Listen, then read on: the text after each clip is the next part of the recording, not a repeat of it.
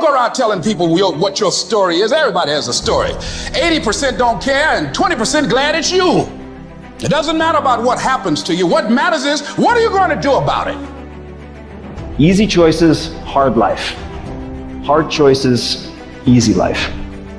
The hard choices, what we most fear doing, asking, saying, these are very often exactly what we most need to do.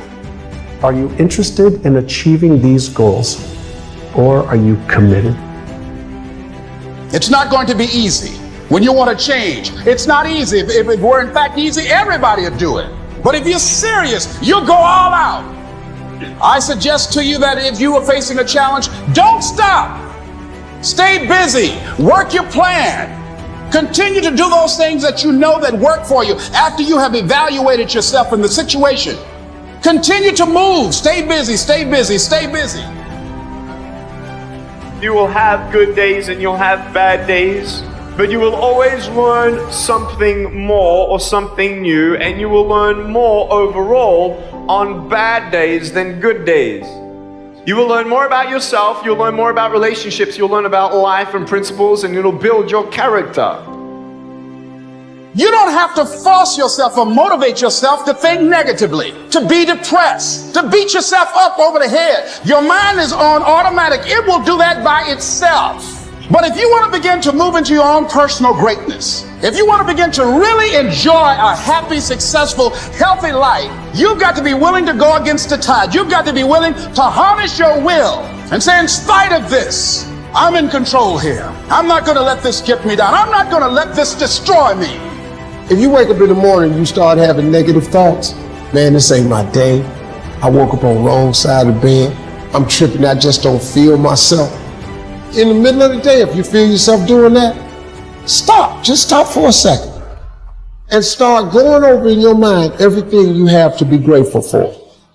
Not everything you want, everything you already have, because what you have is substantial. You just haven't gone over the list and taken inventory in a long time. But the fact that you can walk, that's a blessing.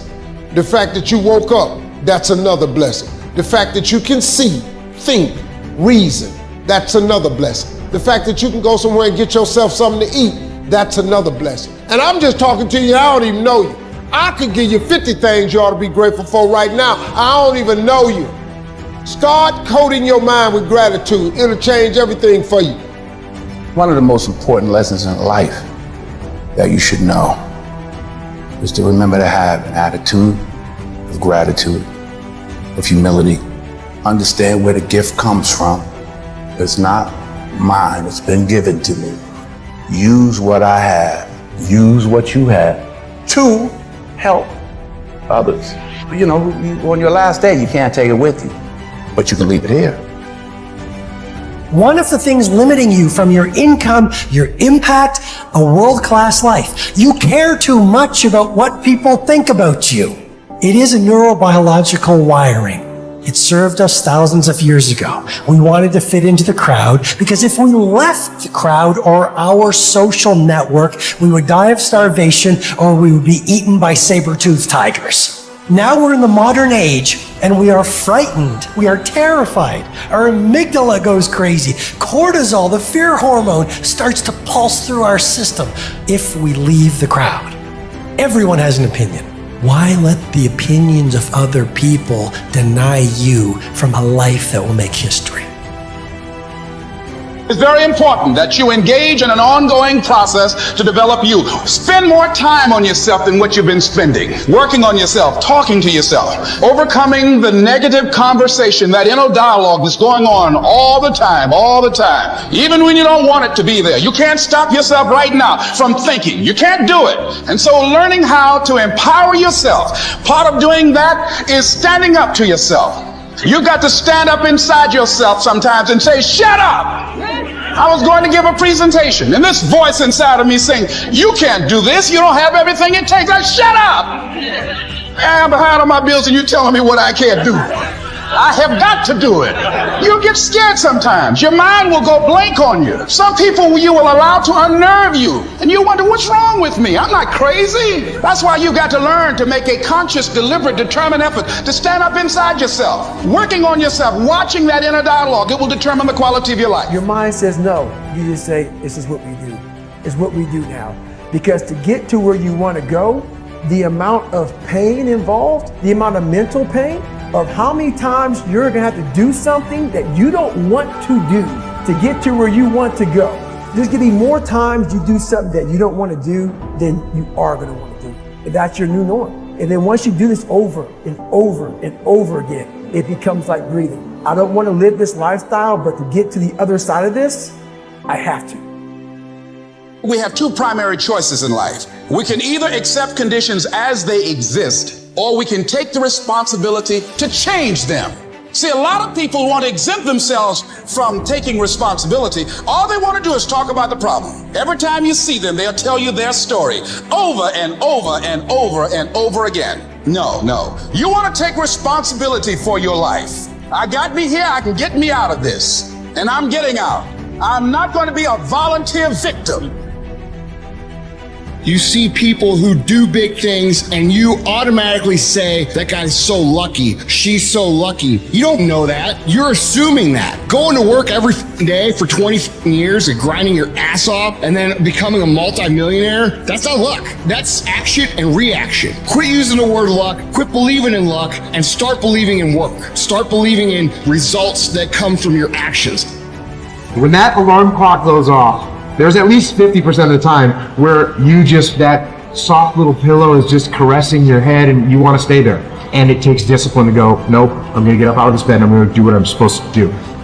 Everyone in the world has a list of things they think they should do. I should lose weight. I should work out.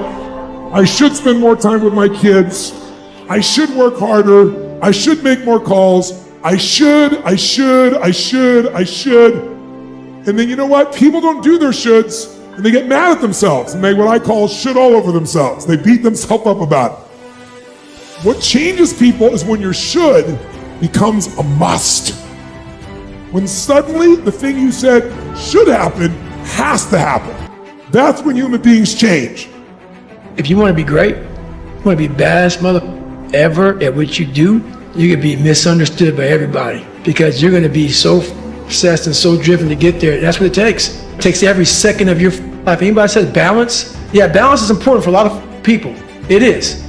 But if you want to go to that edge where people do not like you, don't understand you, question everything you do, you've arrived. When people don't understand you anymore, you're in that spot of obsession and drive. Here's the truth. This is the reality.